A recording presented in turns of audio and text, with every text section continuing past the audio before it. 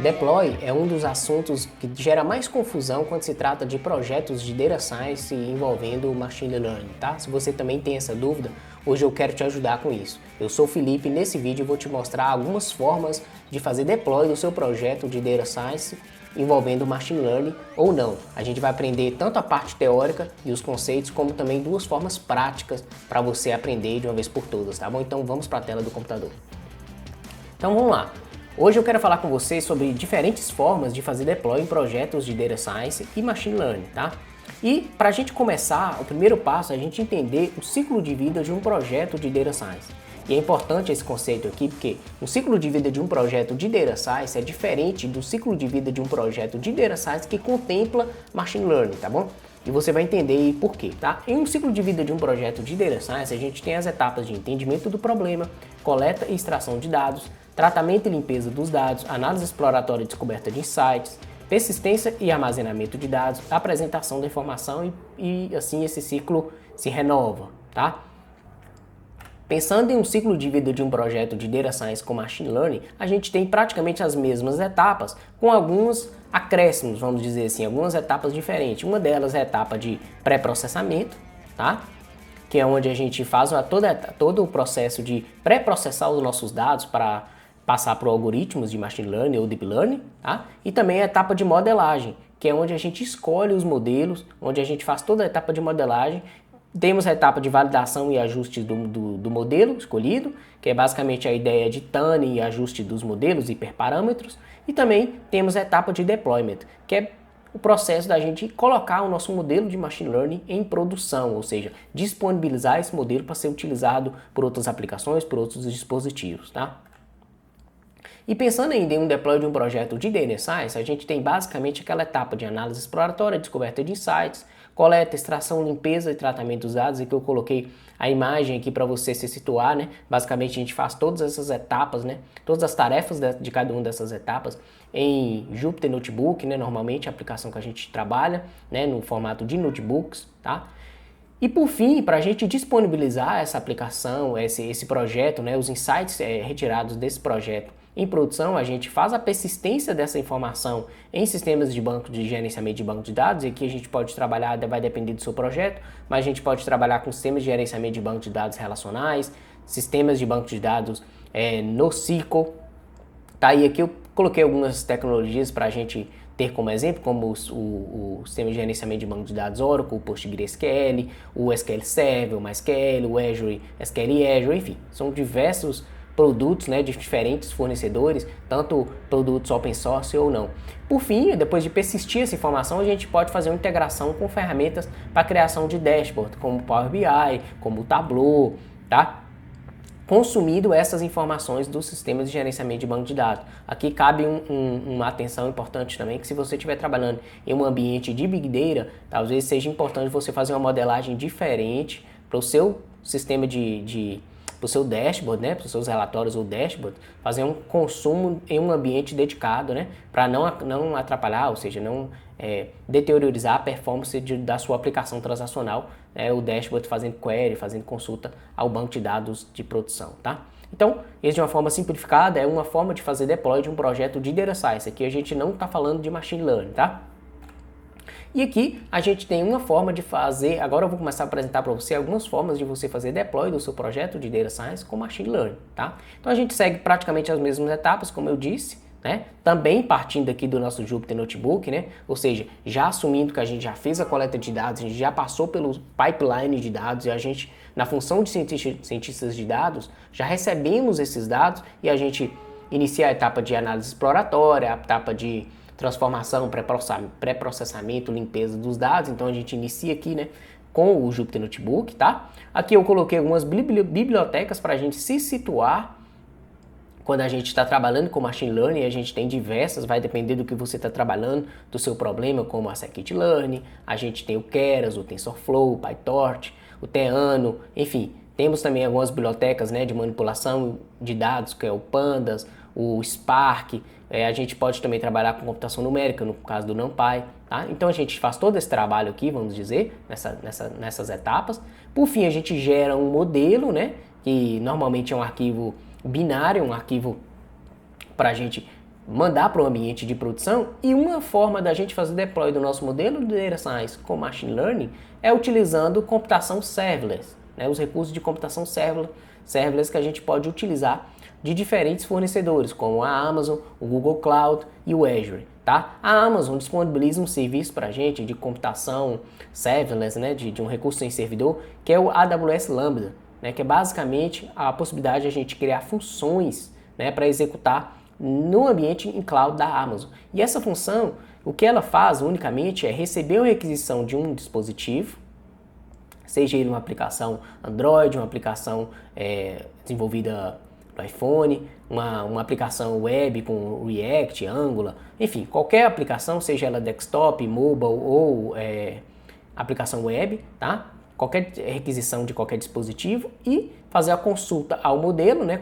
No caso, enviando o dado de teste da aplicação, tá? Pode ser essa consulta utilizando batch ou real time e por fim retornando esse retorno para o dispositivo. Então, com a computação sem servidor, a gente foca exclusivamente na nossa função para ser executada em cada um desses ambientes de cloud aqui dos fornecedores, tanto a AWS Lambda quanto o Google Cloud quanto o Azure Functions, tá bom? A gente vai ver em detalhes como que a gente cria essa função utilizando o Google Cloud, tá? Ainda nessa aula.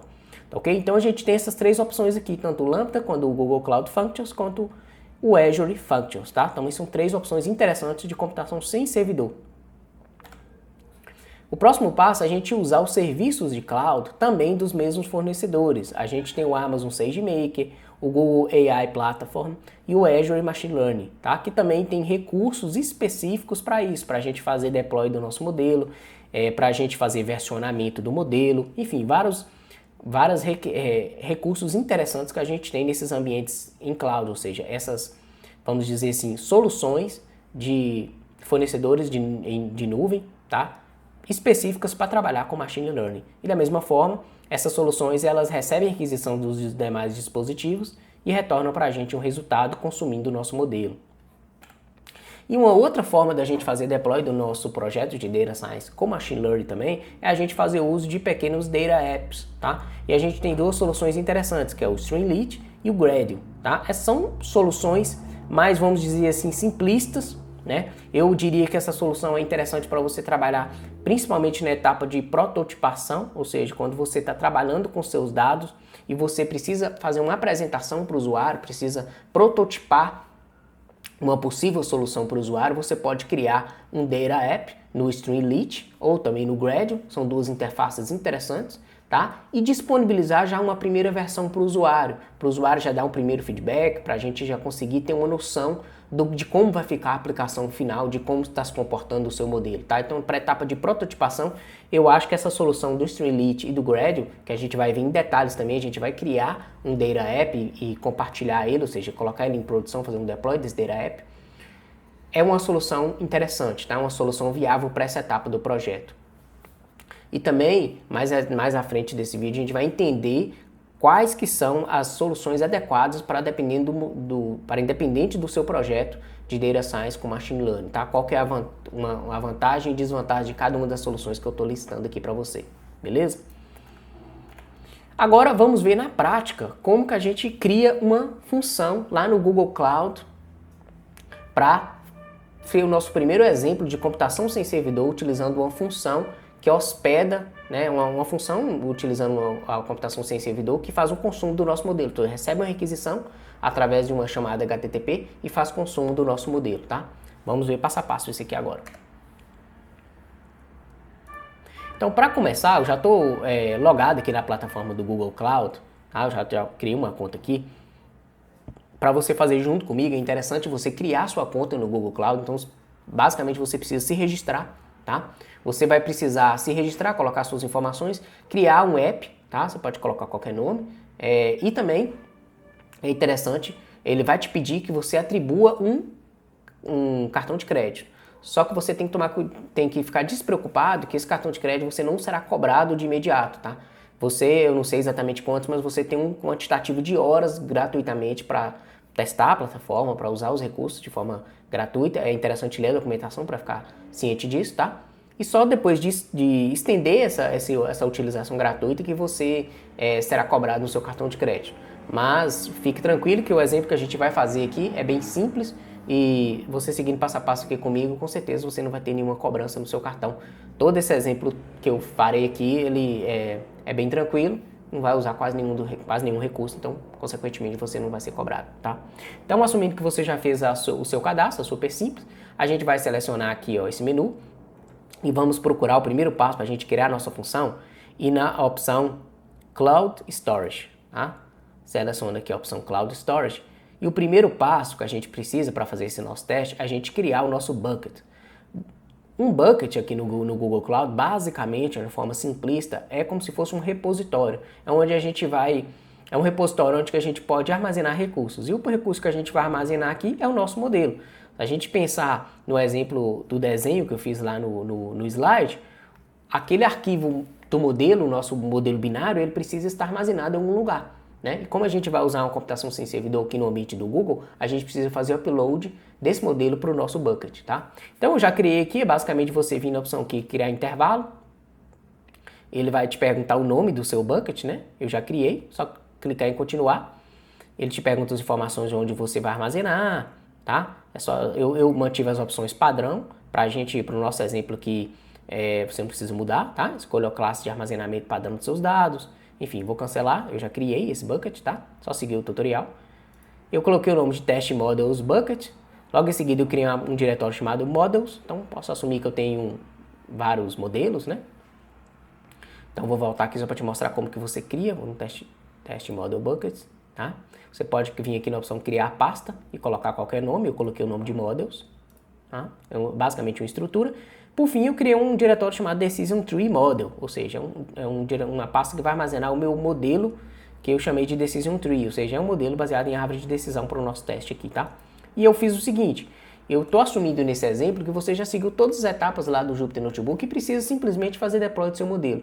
Então, depois que você assume todas as etapas do seu notebook, você tem o seu modelo binário, né, se você estiver usando a Scikit-learn ou se você estiver usando o TensorFlow, mas pensando na Scikit-learn, que foi o exemplo que eu fiz aqui, você simplesmente vai fazer o dump do seu modelo, né, você vai exportar esse arquivo binário para o disco, tá? E para isso você pode utilizar a biblioteca Pickle, tá? Que ela consegue fazer esse dump perfeitamente. Então eu fiz o dump do meu modelo, chamei de model.pkl, tá aqui, tá? E fiz o upload aqui para o meu bucket, test model bucket.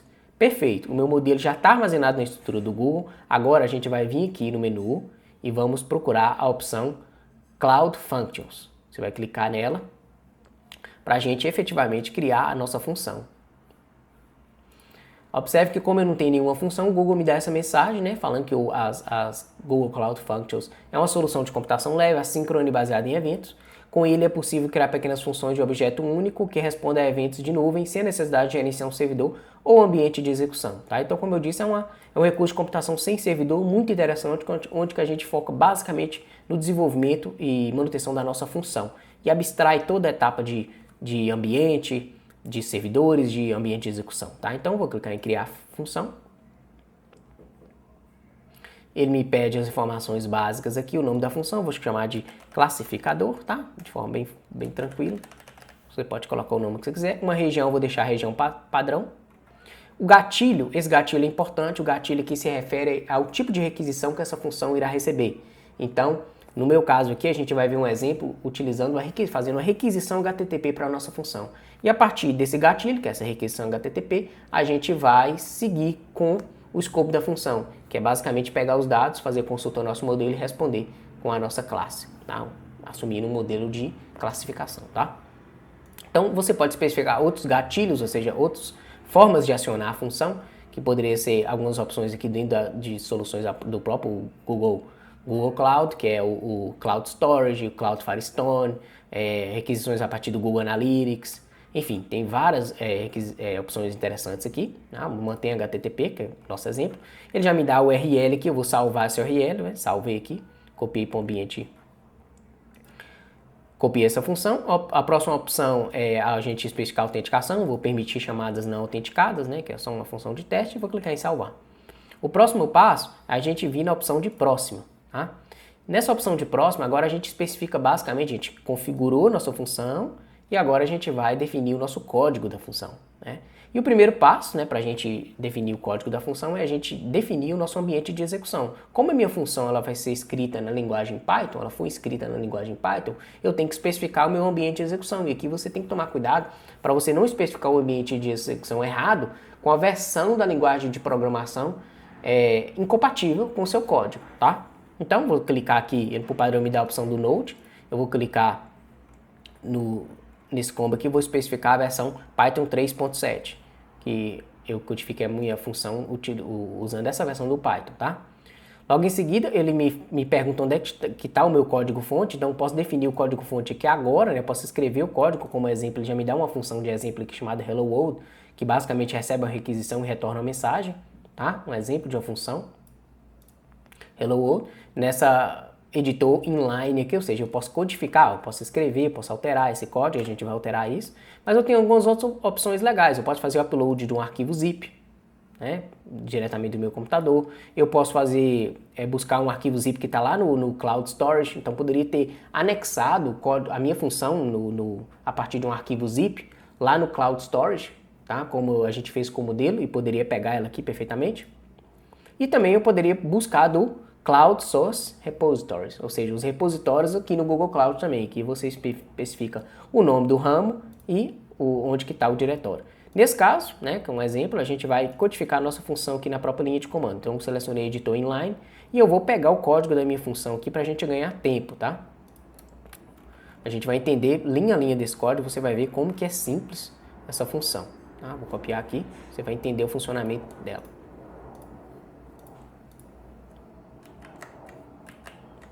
Então agora com o código da nossa função aqui no meu editor, o que eu faço primeiro passo, eu estou importando, né, vou aumentar um pouquinho para a gente conseguir ler com clareza esse código. Eu vou importar a biblioteca request, né, que eu quero fazer requisições, a biblioteca pickle, para eu descompactar o meu modelo, e também a biblioteca, a classe storage, né, lá do meu, é uma biblioteca aqui do Google Cloud, tá bom? Vou importar que a gente vai precisar. O próximo passo é eu definir uma função chamada que eu chamei também de classificador, tá? Com o mesmo nome lá que eu criei aqui no Google Cloud. E ela recebe uma requisição. O primeiro passo da minha função eu faço o seguinte, eu verifico se a minha requisição é do método get, ou seja, eu simplesmente estou fazendo a requisição eu quero simplesmente retornar um valor, ou seja, eu não estou enviando os dados como o método post, eu estou simplesmente fazendo a requisição do tipo get, eu quero retornar só welcome to classify, ou seja, só retorna essa mensagem, tá? Agora, se o método da minha requisição vou puxar um pouquinho para cá, para facilitar, isso. Se o método da minha requisição é do tipo post, ou seja, o usuário está me mandando um dado, eu vou seguir o meu código. E o primeiro passo é instanciar o meu cliente storage, tá? Que é um cliente para a gente manipular o nosso modelo que está lá no Cloud Storage, né? Super simples. Eu vou instanciar ele aqui, eu chamei de Storage Client. E agora eu vou pegar o meu bucket, né? Ou seja, eu vou chamar o Storage Client.getBucket e vou passar o nome do meu bucket, né? Nesse caso, eu criei com o nome de teste models bucket, para armazenar a variável bucket. Logo em seguida, eu vou pegar a minha requisição e eu quero pegar os dados dela através do método getJSON. Vou armazenar na variável data. Beleza. Uma vez que eu já tenho definido o meu bucket e já tenho definido os meus dados, o próximo passo é instanciar o meu arquivo do modelo em memória, né? Então, bucket.blob, né? Vou baixar esse modelo para o disco, né? Então, chamo o método download to file name, especificando o arquivo, tá? Especificando a localização do arquivo no ambiente do Google, então lá no diretório /tmp/model.pkl, eu vou baixar para lá, né? Chamei aqui o blob.download to file name, então ele vai baixar o modelo para o disco, ok. Uma vez que meu modelo está no disco, agora eu tenho que carregar ele para a memória para a gente trabalhar com ele. Então para isso eu vou chamar a minha biblioteca pickle, vou chamar o método load, né, para poder carregar esse modelo para a memória, né, load. Vou abrir esse arquivo em memória, tá? E vou armazenar na variável model. A partir daqui, funciona da mesma forma como se a gente estivesse lá no Jupyter Notebook. Ou seja, eu já tenho um objeto em memória do tipo model, tá? Já tenho um objeto em memória do tipo model. E aqui eu posso usar as funções predict, posso usar as funções predict proba, todas aquelas funções que a gente está habituado a trabalhar quando a gente está trabalhando, no meu caso aqui, só com a scikit-learn, lá no ambiente do Jupyter Notebook, tá? Então, já que eu instanciei, já carreguei o meu modelo para a memória, está aqui na variável model, eu vou fazer o seguinte, eu vou pegar o dado que vai ser passado a partir da chave DataTest, né, através da requisição HTTP, que a gente vai ver mais à frente, vou armazenar na variável DataTest. Por fim, eu vou chamar o model.predict, passando meus dados de teste, vou armazenar o resultado na variável output e vou retornar, vou formatar essa variável predClass com o texto, né, que é o meu dado de teste, mais a classe predita, né, que é a saída aqui, através da variável output. Por fim, eu retorno essa variável predClass. Basicamente é isso que a função faz, tá? Ela simplesmente recebe a requisição, puxa o modelo lá do nosso bucket, baixa o modelo para o ambiente do Google, pega o modelo, carrega esse modelo para a memória, pega o nosso dado de teste, consulta o modelo e retorna o resultado. Simples assim. Não faz mais nada. Simples assim. Recebe a requisição e retorna o resultado do modelo. Esse é o trabalho que a nossa função faz. Beleza? E agora, para finalizar essa parte da codificação da função, uma coisa que eu preciso fazer é alterar o meu ponto de entrada. Então, o que significa isso? Eu poderia ter nesse código aqui várias funções. Poderia ter a função classificador, eu poderia desenvolver outra função chamada assim, download modelo, e eu posso chamar uma função de forma recursiva, uma chamando a outra. Poderia ter um código muito maior aqui, mais extenso e mais, vamos dizer assim, estruturado, tá? Mas o que eu preciso fazer é definir o ponto de entrada, ou seja, qual é a função, né, que é a função principal, né? Então, para isso, eu venho aqui nessa opção ponto de entrada e especifico. Como eu só tenho uma função, eu vou colocar que vai chamar a função classificador. É o meu ponto de entrada, que é essa função aqui, tá? Beleza? Então vamos lá, definir já o meu arquivo main.py, tá? E agora eu preciso especificar os meus requisitos para essa função funcionar. Então, esses requisitos eu vou colocar no arquivo requirements.txt, né? Eu preciso especificar quais são as bibliotecas e as respectivas versões para essa função funcionar, tá? Então, para isso, eu já separei isso aqui também para a gente não perder tempo. Vou copiar aqui e vou colar. Essa função precisa da biblioteca request na versão 2.2, 2.22, da biblioteca da scikit-learn na versão 0.21 e da biblioteca Google Cloud Storage na versão 1.17, tá? Esses são os requisitos da minha função. Uma vez que eu defini o código da minha função e defini também o arquivo requirements.txt, o que eu preciso fazer agora? Simplesmente implantar a minha função. E para isso eu vou clicar no botão implantar. Olha só, neste momento, o que está acontecendo aqui? O Google Cloud, né, através do recurso de Google, do Cloud Functions, está implantando a minha função no meu ambiente serverless. E o que é isso? O que é implantar essa função? É basicamente criar um ambiente de execução com a versão, no meu caso aqui do Python, né, com a versão do Python 3.7, pegar os requisitos que eu coloquei no meu arquivo requirements e instalar nesse ambiente, tá? E depois colocar o código da minha função para funcionar, literalmente, né? E para isso ele tem que montar todo esse ambiente, tá? Então o que eu estou fazendo agora é implantando a minha função no ambiente do Google Cloud. Ele subiu para mim, vai subir para mim o ambiente de execução com o Python 3.7, vai instalar as bibliotecas para minha função não ter nenhum tipo de, para minha função não quebrar, ou seja, não ter nenhum tipo de erro, né, nas versões corretas que ela é compatível, tá? E depois disponibilizar essa função para mim fazer qualquer requisição HTTP, que foi o gatilho que a gente especificou. Poderia ser um gatilho utilizando o Google Storage, ou seja, quando a gente fizer um upload de um determinado arquivo no Google Storage, chama essa função? Poderia ser algum gatilho, igual a gente viu com recursos lá do Google Analytics. Enfim, se você tem diversas opções para trabalhar alguns gatilhos diferentes aqui. O que a gente vai ver aqui, um exemplo é o gatilho utilizando o recurso de HTTP, que é a partir de uma requisição HTTP que a gente vai fazer.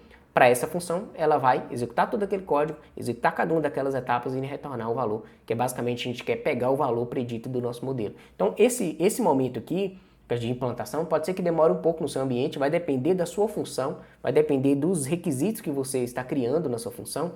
Se você tiver uma função muito complexa, que exige muitas bibliotecas, o Google vai ter que criar esse ambiente, instalar todas as bibliotecas, então pode ser que isso demore um pouquinho, tá?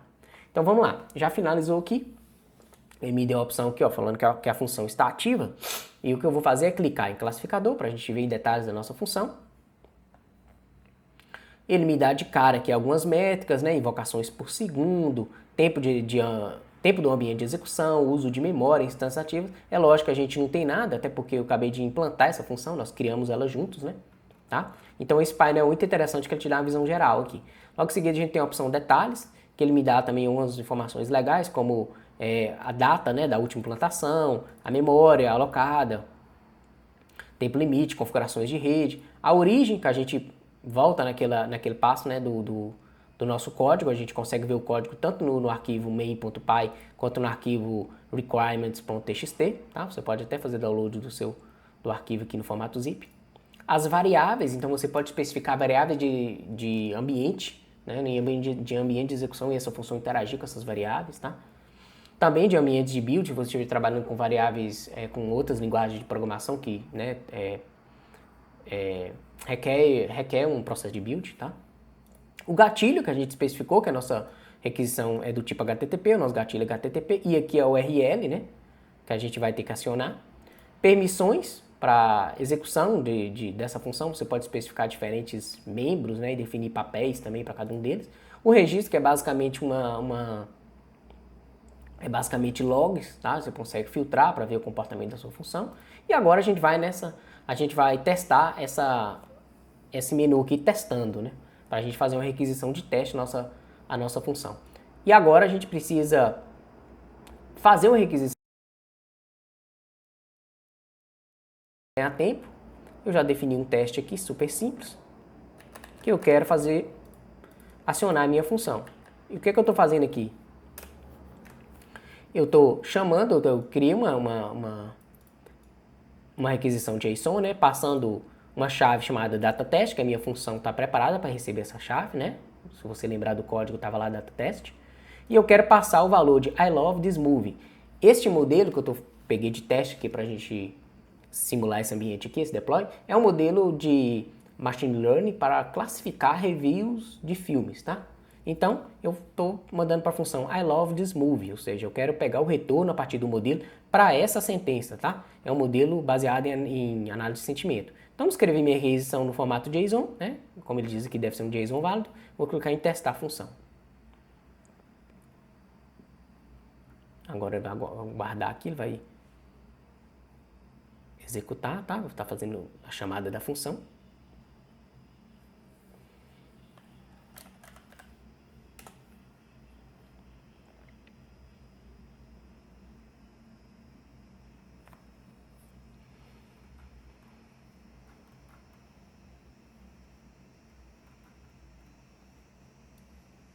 Aqui já executou, ok, vou abaixar um pouquinho a tela aqui para a gente ver o resultado.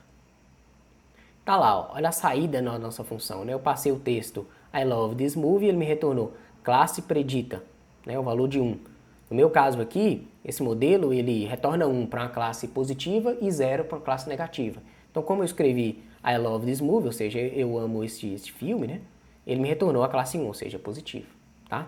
Então, a nossa função ela já está funcionando, né? Ela já está operacional, ela já está ok, ela está já disponível no ambiente do Google e aceitando requisição HTTP. Agora, para a gente fazer um teste ainda mais completo, eu vou chamar essa aplicação Postman. Tá? O Postman, caso você não conheça, é basicamente uma aplicação, um sistema que nos permite fazer requisições a APIs. Tá? E você pode fazer diversas requisições com diferentes métodos. Método GET, método POST, enfim.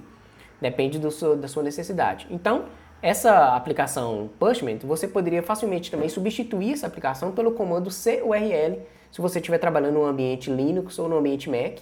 Tá? Você pode fazer o URL fazendo uma requisição a uma função, a uma API, né? Fazer uma requisição HTTP. Tá? Eu vou usar o Postman aqui, você vai ver que é muito simples. Eu vou deixar o link aqui embaixo desse vídeo também, caso você não conheça, você pode fazer o download. Tá? Então a gente tem que criar aqui uma nova requisição, vou clicar aqui em add request, só para a gente testar, vou colocar assim, ó, teste, função, GCP. Ele me pergunta o método de requisição, eu quero um método tipo post, eu vou pegar aqui a URL da minha função, ele me pede a URL, eu vou agora especificar o corpo da minha função, né?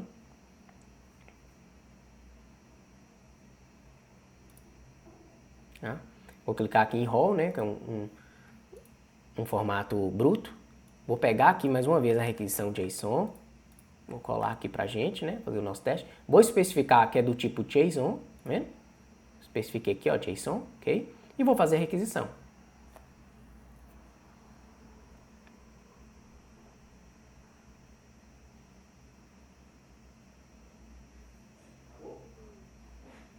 Não. Nesse momento ele está chamando o ambiente, né, fazendo a requisição e retorna para mim aqui, ó, da mesma forma. Só que dessa vez, ó, ele me retornou, ó, texto I love this movie, classe predita, valor igual a 1, para o mesmo dado de teste, né? Observe que agora eu estou fazendo a requisição a partir do meu computador, tá? Não estou nem no ambiente do Google Cloud mais através da função testando, não. Eu estou fazendo a requisição no meu computador a partir do Postman, né? Uma requisição local no ambiente do Google. Então, nossa função está funcionando perfeitamente. Vou mudar essa palavra, vou colocar hate, né? Vamos ver. E já retornou o resultado para mim, ó. I hate this movie, classe predita, igual a 0, ou seja, negativo, tá? Essa sentença negativa foi classificada pelo meu modelo. E aqui a gente poderia fazer diversos testes, tá? Você só teria que basicamente alterar aqui essa sentença e fazer requisição à sua função que está lá no ambiente do Google, beleza? Bom, esse foi o teste que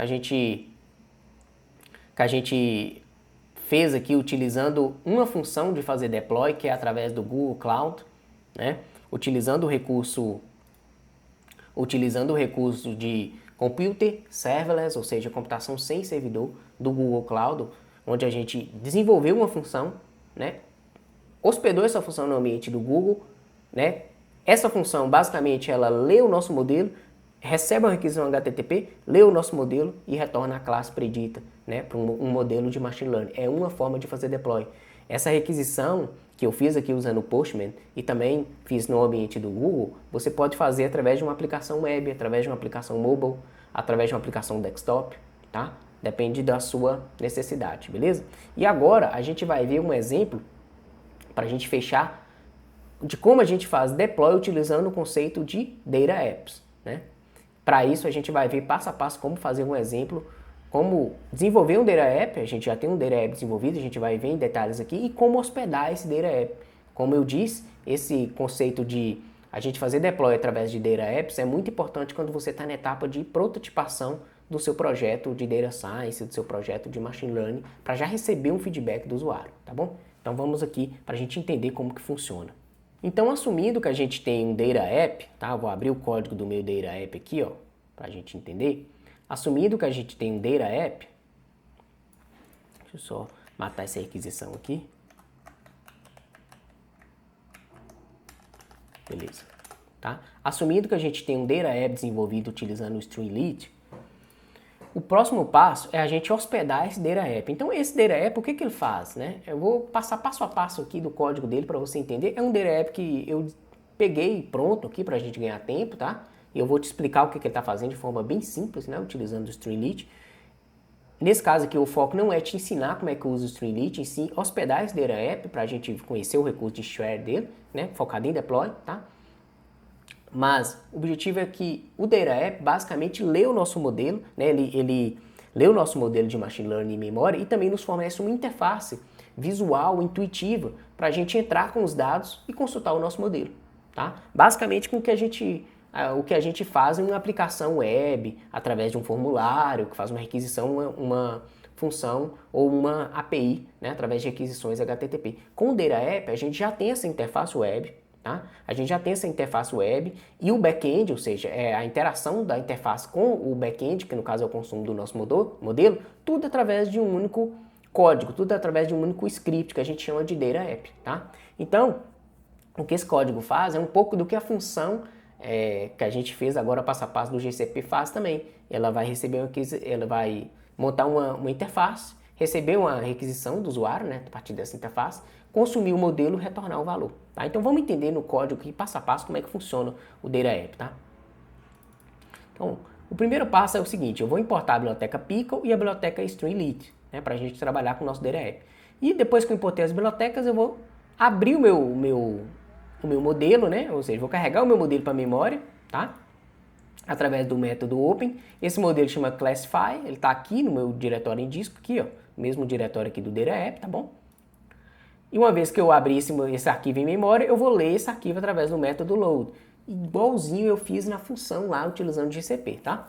Abri meu arquivo colocando ele em memória. Logo em seguida eu atribuo a informação de cache aqui para o meu Streamlit. Vou criar uma função chamada prediction, que recebe o gênero, né, se a pessoa é casada ou não, o tipo de renda, o volume de renda de empréstimo, que a pessoa quer pegar de empréstimo, e o histórico de crédito. Né?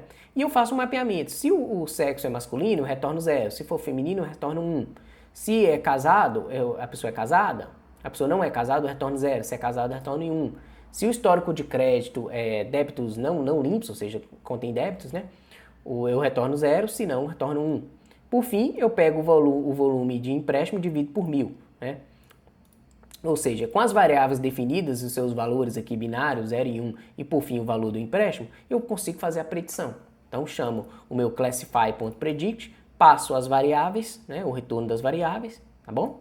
E por fim eu interpreto o resultado. Se a predição for igual a 0, eu falo que a requisição para o empréstimo foi negada, né, rejeitada. Se for diferente de 0, no caso, né, foi igual a 1, a requisição para o empréstimo foi aprovada, tá bom? É super simples.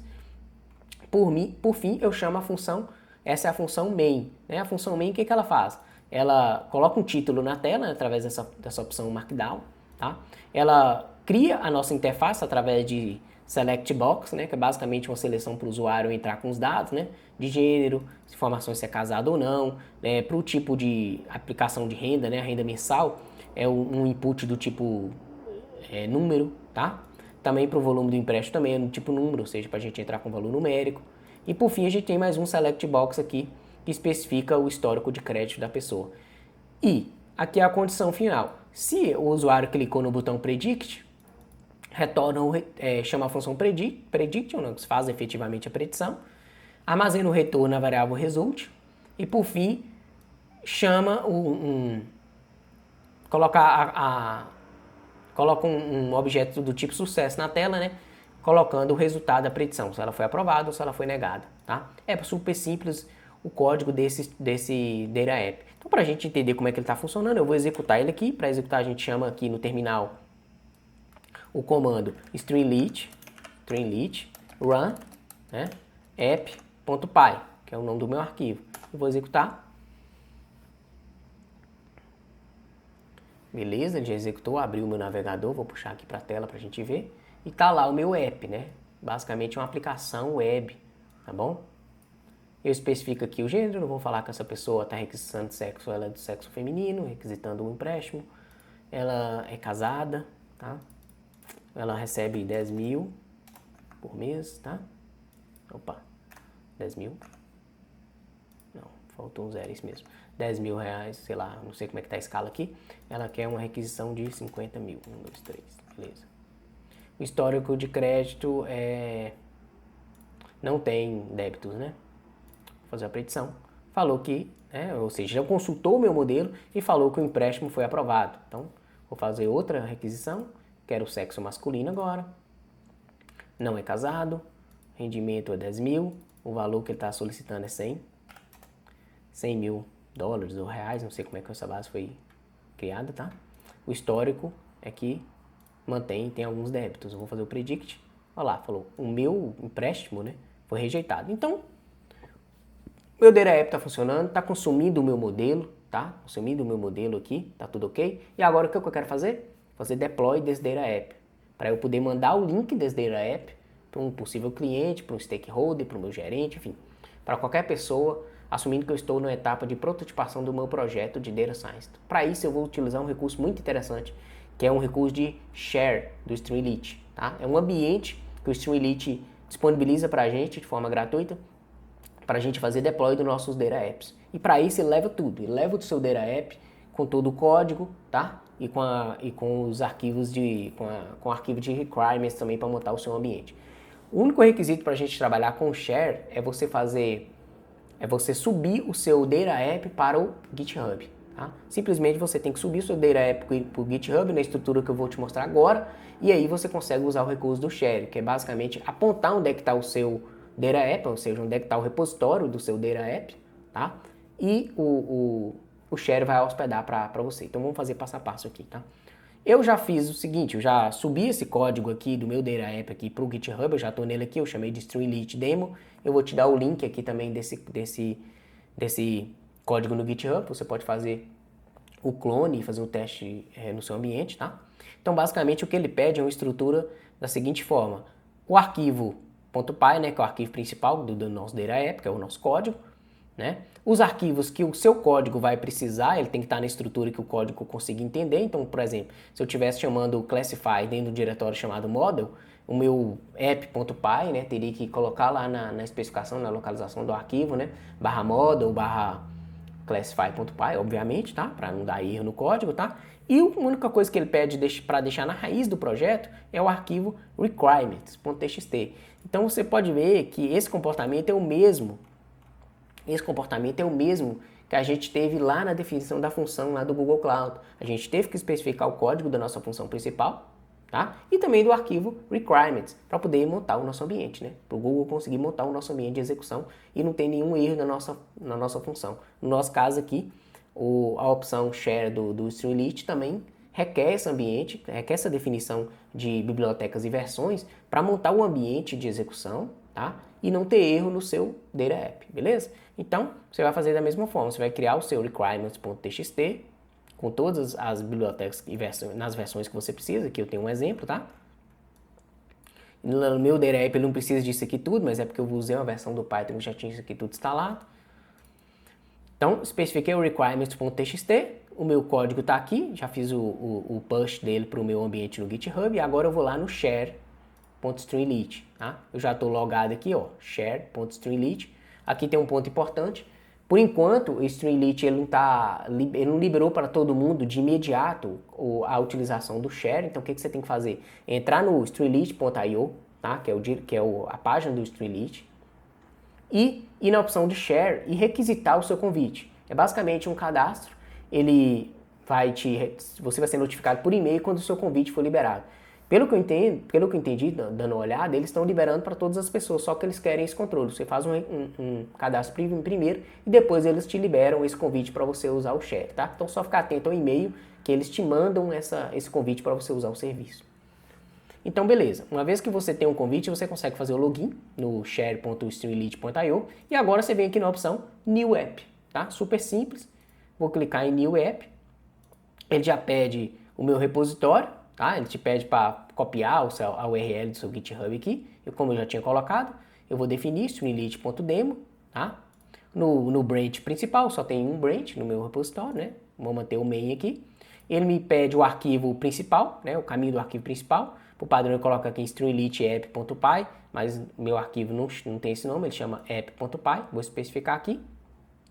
Você pode setar algumas informações avançadas, como se eu não me engano aqui ia ser variáveis de ambiente, outras versões do Python, tá? Pode especificar a versão do Python aqui, ó, 3.8, 3.9, vou manter a 3.7.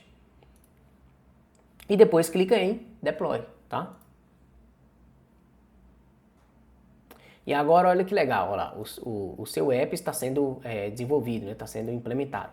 Olha, ele já começa a te dar o log aqui, ó, provisionando, né, a máquina, preparando o sistema, né, fazendo spin-off do Manage Process, né, e seguindo toda a etapa aqui de implantação do seu app. Observe que é o mesmo processo que a gente viu lá no Google. Quando eu cliquei em implantar a função, o que aconteceu? O Google começou a montar o nosso ambiente, versão do Python, instalar todas as bibliotecas nas versões que a nossa função precisa para funcionar. Aqui, no Data App, usando a função do Streamlit Share, é a mesma coisa, tá? Ele está simplesmente aqui, ó, baixando todas as bibliotecas, tá? Coletando as bibliotecas nas versões que eu preciso, instalando cada uma. Depois ele vai, na hora que tiver ok, ele me dá o retorno falando que meu Data App foi desenvolvido. Vamos aguardar. Aqui ele vai te mantendo um log aqui, você consegue ver que está em tempo de execução. Mais uma vez, esse processo, esse tempo de implementação, né, de deploy, ele vai depender também das funções que você precisa, das bibliotecas que você colocou no seu app, né, das versões corretas, tá? Então tá lá, aqui, ó, ok, já fiz o deploy. Ó, vou fechar aqui essa tela e meu app está no ar, né? Eu tenho esse link aqui, ó, share.streamlit.io, né? Felipe SF05, Streamlit Demo, app.py. Tá? Eu posso pegar esse link e mandar para outra pessoa.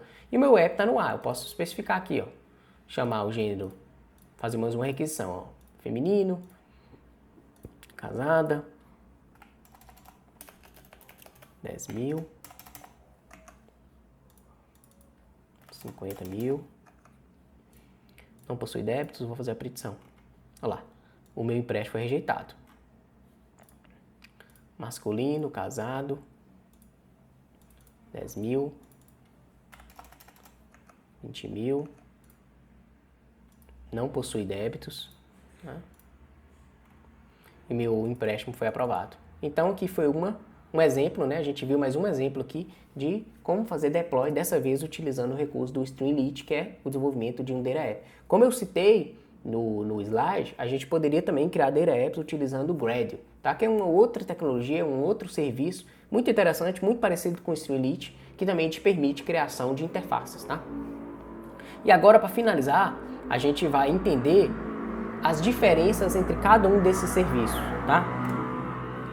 Então, a gente viu que diferentes formas de fazer deploy do nosso projeto de Data Science envolvendo Machine Learning. E uma delas foi, a gente viu na prática como criar funções utilizando o Google Cloud Functions, né? E também a gente viu como fazer deploy através do conceito de Data Apps no Streamlit, tá? E agora, cada uma dessas soluções apresentam vantagens e desvantagens. Então vamos começar pela solução utilizando uma API desenvolvida em Flask, né? Ou Django, tá?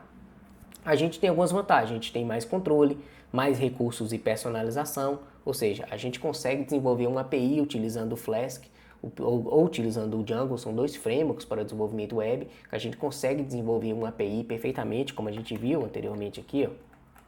A gente pode desenvolver uma web API utilizando o Flask e utilizando o Django, tá? E com essa API, ela recebe requisições dos dispositivos e faz consulta ao nosso modelo, tá? Perfeitamente retorna o retorno.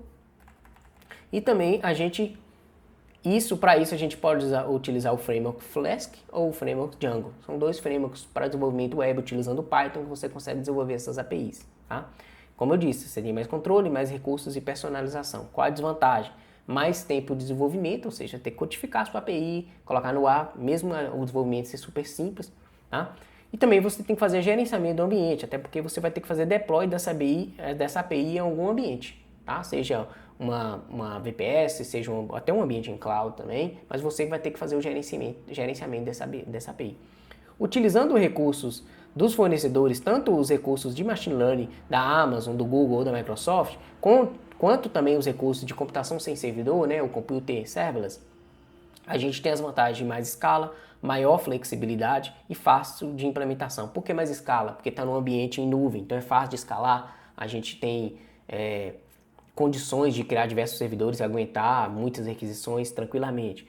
E dessa forma a gente tem mais flexibilidade, tá? E a facilidade de implementação, a gente viu que utilizando o recurso de computação sem servidor, né, o Computer Serverless, a gente focou exclusivamente no código da nossa função e nas bibliotecas e versões que ela precisa para funcionar, tá? Então, fácil de implementar, tá? A desvantagem é que a gente tem um custo, dependendo do seu ambiente, você vai ter que planejar esse custo, né? E menos recursos, é só aquele ambiente ali e acabou. Você já não pode fazer você não tem tanto controle e recurso de personalização como se você estivesse usando uma API desenvolvida em Flask ou Django. E, por último, a gente tem as opções utilizando o Streamlit e o Gradle, que é fácil e rápido de desenvolver e a gente pode usar ambientes gratuitos, né? Desvantagem é os recursos limitados. A gente não pode fazer uma aplicação super complexa utilizando o conceito tanto de Data App quanto de interfaces do Gradle. Tá? A gente tem um recurso ali limitado, interessante, que já atende principalmente na etapa de prototipação, mas é lógico que não é uma aplicação super complexa e a gente não tem tanto controle como a gente teria desenvolvendo uma API utilizando o Flask ou Django, tá? Mas dependendo da situação, principalmente nas etapas de prototipação, pode ser um ótimo recurso para você utilizar, tá? Como eu disse, a gente tem esses recursos, são limitados, independente do cenário que você está trabalhando. Então, é isso. Esse vídeo espero que tenha te ajudado. O objetivo era te mostrar diferentes formas de você fazer deploy com projetos de Data Science que envolvam Machine Learning, tá? Essas são algumas formas. Tá? A gente conheceu que na prática duas formas, utilizando computação sem servidor e também utilizando o recurso do Streamlit, que é o Streamlit Share, tá? Que é muito interessante e que é legal você utilizar principalmente nas etapas de prototipação. Se você gostou desse vídeo, deixa um like aqui, não esqueça de se inscrever no canal e também ativa o sininho para você ser avisado de novos conteúdos. Eu te vejo logo mais. Forte abraço.